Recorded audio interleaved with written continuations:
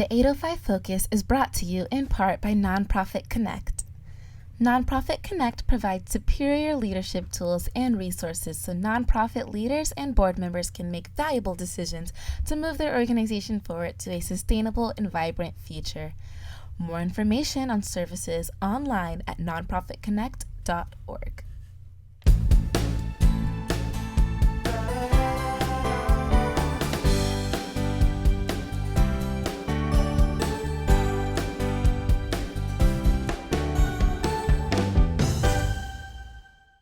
Welcome to 805 Focus. I'm Dr. Cinder Sinclair with Nonprofit Connect, and we will be bringing you the latest on your favorite nonprofits. So get ready to be inspired. Our special guest today is Jeff Green, and Jeff is the CEO of Santa Barbara City College Foundation. Welcome, Jeff. Thanks, Cinder. Good to be back with you. Gosh, I'm so glad you're here. You know, there are so many things going on with the foundation and with the college, and I can hardly wait to hear your update. So what would you like to start with? Oh boy, can we fit this all into a single episode? Yeah, it's been a wild ride for so many during the pandemic, and of course we're still in it, and same for us. So we're going back to school. As we're taping this right now, we're just days away from the start of school. For the fall semester, the college is reopening, so the majority of courses will be on campus. There will be considerable remote learning as well, and there's all kinds of accommodations and adaptations to how to do that safely that the college has been working and struggling through. So yeah, there's a lot happening. Gosh. Well, and one of the big things that happened just not too long ago, I want to congratulate you on that big donation that you got. Yes. $20 million. $20 million from Mackenzie Scott. Yeah, that was a surprise to all. She's been doing, she's really been modeling what the sort of purest form of big philanthropy can be, which is, they did all their research in advance. Yes. They do their vetting, and then they call you when they've decided. So we got the call that they wanted to invest in the work of the college and foundation, $20 million, and that's huge. And that was a shock to you. You had no idea it was coming? Yeah, it's all, the way she's been doing this now, she's done 3 rounds of this kind of philanthropy, and it's been the work and the homework is done in advance. It's unsolicited, so it's not me asking, it's not the president asking, it comes to you. And then on top of that, it's unrestricted. So there's a lot of flexibility there, and there's a lot, you can do a lot with 20 million. I will say this, it's not as big as many people might think. I mean, it's a big number. It's a huge gift. Yeah. But for the handful of folks that it's oh well, you don't need to raise any more money. It's like, oh, it's not even close to that big. But it is one of those gifts that is additionally special because you can use it for virtually anything that the need that might arise.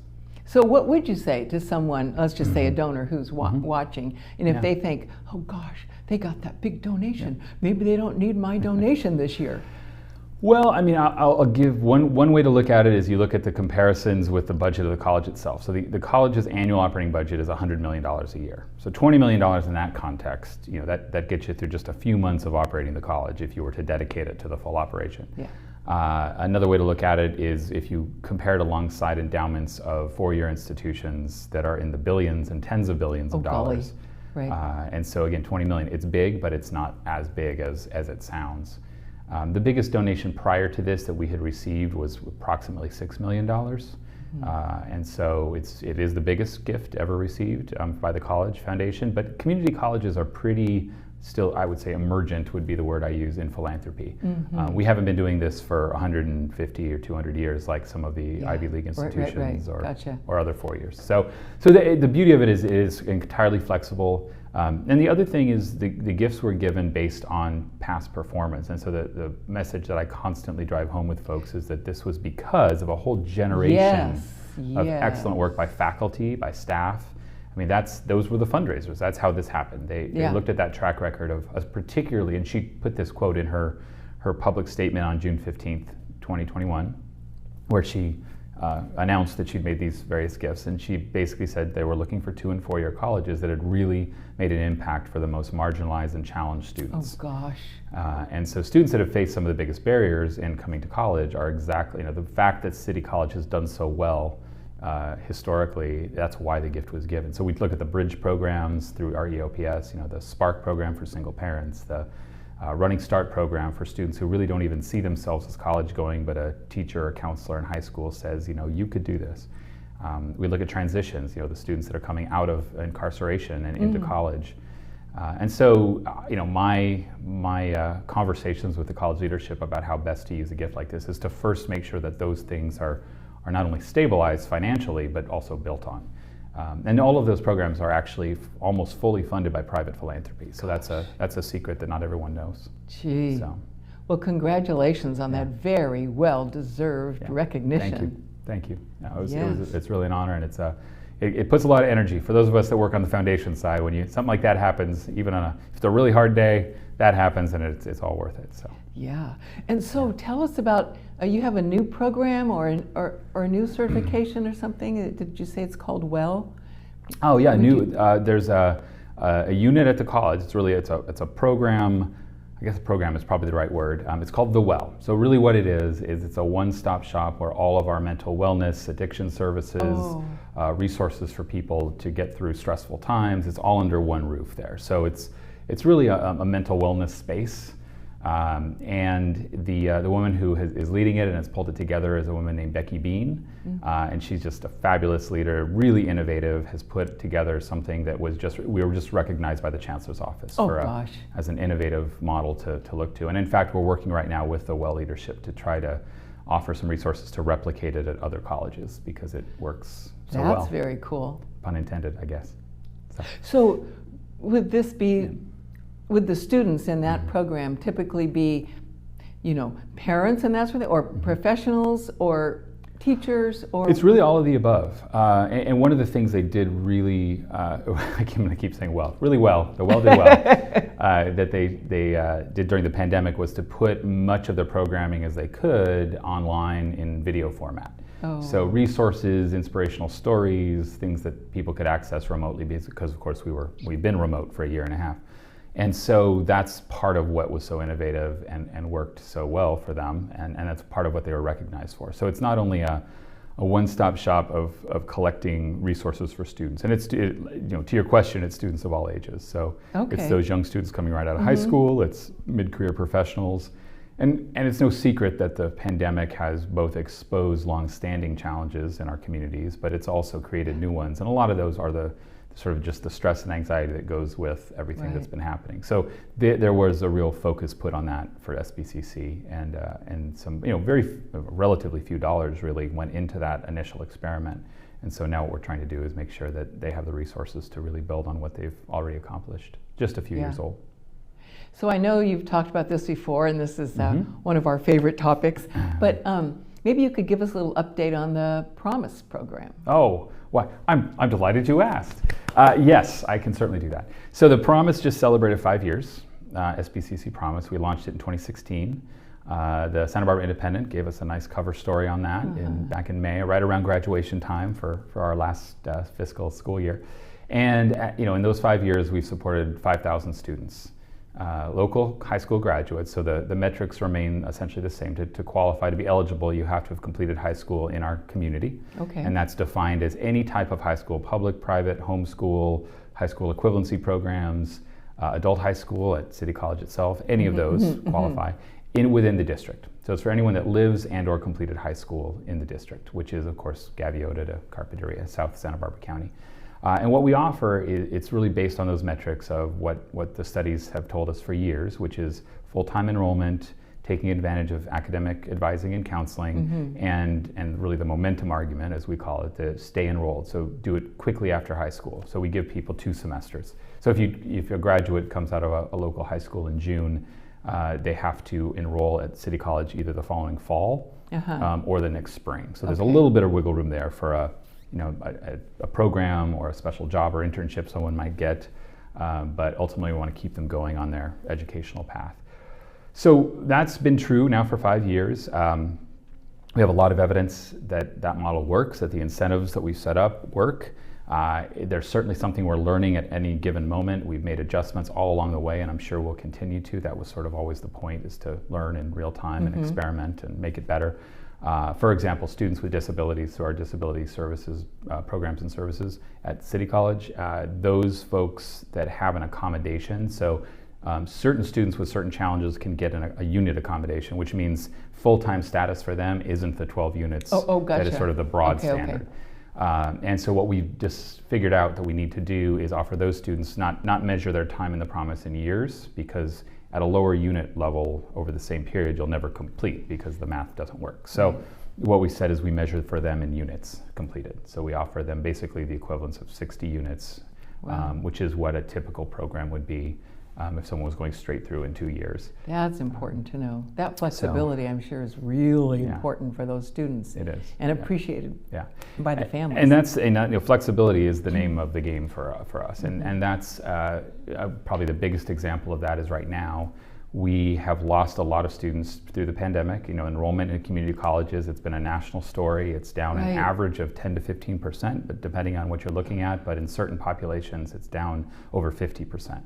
Oh gosh. Because students are either trying remote school and realizing it doesn't work for them, or they're just sitting out and waiting until they can get back, because a big part of the college experience is the in-person learning and the social part of it as well. And so for anyone that's stopped out of college over the last 18 months, whether they just put college on hold, or whether they started as a promise student and paused, or whether they were a high school student that graduated and just said, well, I'm going to hold off for a semester or a year, we basically have a no-fault welcome back policy right now. So for any student, for any reason, if you stopped during the last 18 months since the pandemic, since March of 2020, no questions asked, come on back, we want you back in, we'll reinstitute the full support.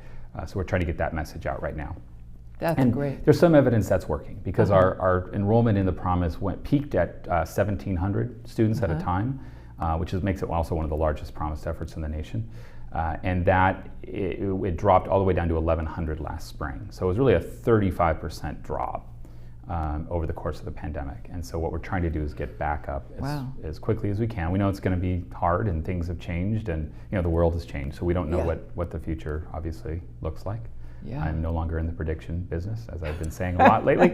Put away your crystal ball. That's right. Never worked that well in the first place. But but we're still trying. Those are kind of experimental, learn as you go, adjust as you learn kind of programs, and that's what the foundation has been particularly, I think, strong at, is that sort of innovation and flexibility. That's what we can do well, given our size and the resources we have to work with.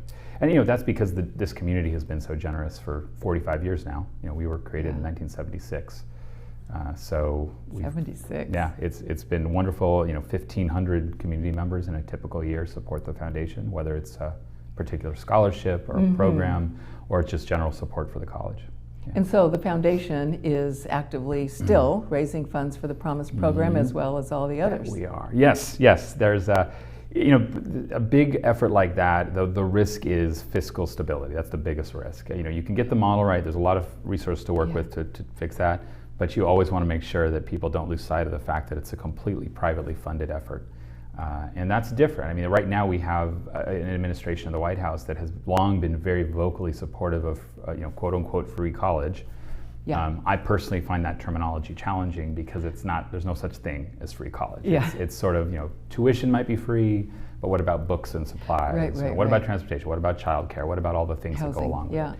So what we say is we're covering all the hard costs of your education, and that's considered very generous in the landscape, but it's still a long way from what I would argue is free, really.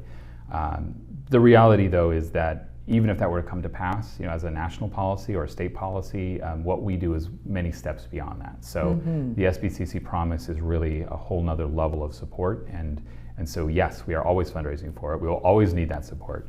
And the effort really costs $2.5 million a year. Okay. So that's what we're raising annually just for the Promise, is $2.5 million every year. And so let's just say someone is watching this and they're inspired to give to the Promise program, or any of the programs, the WELL program, whatever. They can go on your website. They can. And you maybe have a donate now button. We certainly, it's big and red and right there in the corner, like any good not-for-profit. So yes, we have online donations. People can send checks, people can make gifts of securities. There's a lot of appreciated assets right now, given the way markets have been performing.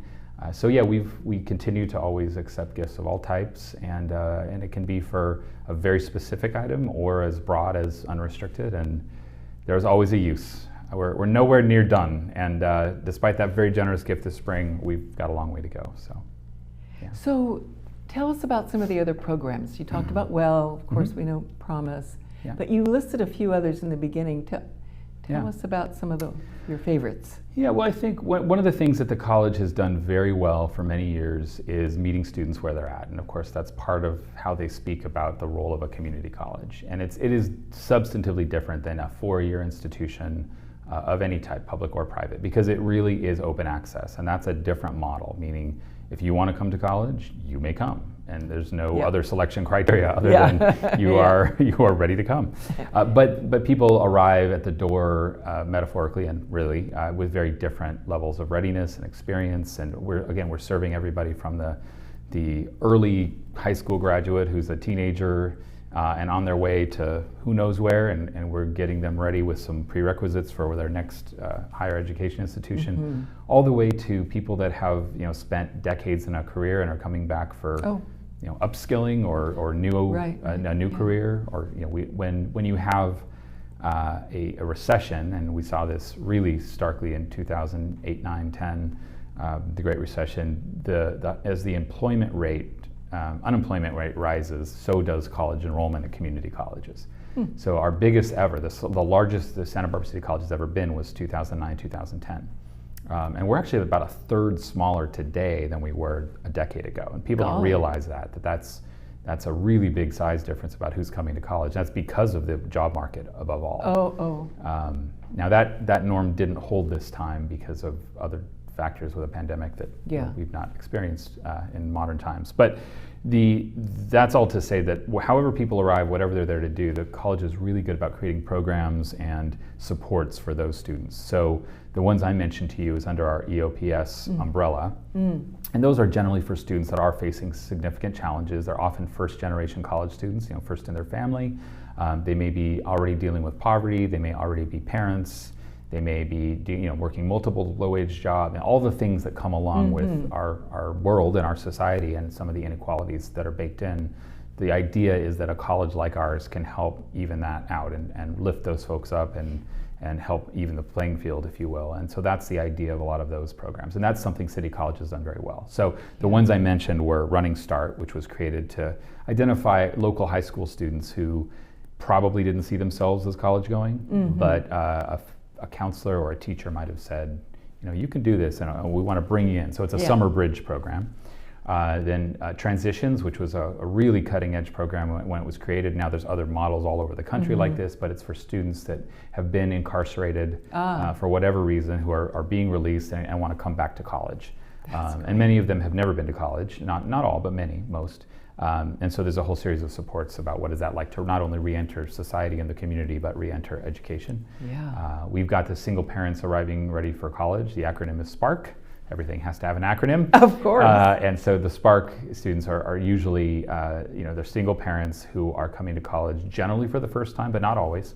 And so all the things that go along with having to raise a family while concurrently starting your higher education journey. And also we have a number of programs for foster youth and emancipated foster youth, programs for students that are you name it, it's there. And a community college, has always been that, and I think I didn't even realize probably the extent to which this was true, but I still firmly believe that it's probably the best institutional tool we have to solve any of a number of social or economic or political challenges in our communities. I can see that. Yeah. So speaking of the pandemic now, here we are, school's getting ready to start up. So tell us what that's going to be like, maybe talk about some of the challenges. Absolutely. What do you expect? You talked about 10% reduction or 15 or 10? Right, so our enrollment has dipped over 10%. It doesn't look like it's coming back quickly right now. Part of that is the uncertainty of what coming back looks like, and of course most colleges, ours also has been wrestling with that, and of course that's been very public. some of those big decisions around, do you do a vaccine mandate or not? If so, is it a mask mandate, is it not?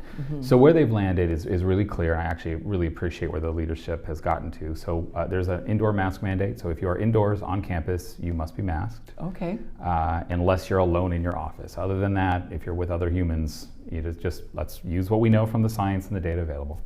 The other is a vaccination mandate was ultimately approved by the Board of Trustees. It was the third time it had gone to them, but it was in August. And it goes into effect October 1 or as soon as the FDA offers formal approval for any one or more of the vaccines for COVID-19. And the word out there is that will probably be even sooner than October 1st. So we're working really hard right now to get students, to staff, faculty all vaccinated. For students, there is a $100 cash incentive to do that. So if you come to campus, you can either get vaccinated right there and get a $100 bill, or you can upload your card that shows you were vaccinated and get the same $100. So we're offering that to all students right now. That is brilliant. So that incentive program is, before the mandate kicks in, it's just an incentive. For staff and faculty, it's just you must be vaccinated to do the work on campus, and there is a small, I'd call it a bonus or an additional pay for those who are willing to come and do their work in person. And that was negotiated early on. So there's a few things that have been done, and we're offering everything. I walked in, I know today, with a mask, an SBCC Foundation mask. We handed, in fact, I think I have it right here. We handed these out to everyone there. You see that right there? Wow, that is nice looking. Yeah, show that to the camera. Yes, yeah. So that's, we just want to make sure people have the tools to be as safe as we can. And there will be testing. There are vaccine clinics on campus, and we're going to do what we can as we get through this fall surge. But most of the recognizable pieces of what an in-person campus looks like will be present, but it's not going to be the same. We're not there yet. So. And so there'll be a little bit of remote. Yeah, there will be some courses that will stay remote. Sometimes by faculty choice, sometimes because it worked really well. And sometimes because what people don't realize is that we've had a remote learning program for years. And so one of the reasons SBCC was able to pivot so quickly back in March of 2020 is that we had not only faculty that were well practiced at remote courses, but they actually studied it, advised on it. We have a faculty resource center that actually had people like Matt Mooney, who's really a leader in this space, kind of teaching everyone the tools of how to do this well. So, so there will always that has always been a presence that will be there. Will be bigger now, and again, I'm not predicting anymore, so who knows? But ultimately, my guess is there will be a greater share of courses that will be offered ongoing in a remote environment, in addition to the in-person. Okay. But don't quote me yet. I promise. Yeah. So we have about a minute left. Yes. Anything else you'd like for the audience to know about the foundation or the college? The college has gone through some tough changes. The leadership changes have certainly, people are aware of that. And I think the thing to remember is that is all true, that is difficult. Some of it is endemic to a public institution. It's just, governance is messy and it's shared governance. Yeah. On the other hand, what happens in the classrooms and what happens for students at City College remains top notch. There's reasons we continue to get those accolades as being among the best in the country. And that's as true as it's ever been. And our alumni stories continue to impress. They make the paper occasionally. Just recently, you and I were talking before we went live here. But Tyler Gilbert, who was an athlete at Santa Barbara City College, became the first pitcher in 68 years to pitch a no-hitter on their first major league start for the Arizona Diamondbacks a couple weeks ago. So, wow. So there's stories from athletics, from the engineering and science division, from the business division. Humanities, you name it. The new poet laureate for the city is a faculty member. So there's just so many great stories. And we are so lucky to have you and the foundation and the college in our community. Yeah. Thank you for all the work you do. Certainly. Raising funds for this great work. Absolutely. There's a lot of generous folks out there, and we're grateful for that. So and thank you. This is always lovely to chat with you. I look forward to doing it again. Yeah, in the not too distant future. Look forward to more updates. Absolutely. Thanks, Cinder. And thank you for joining us on 805 Focus. We'll see you next time.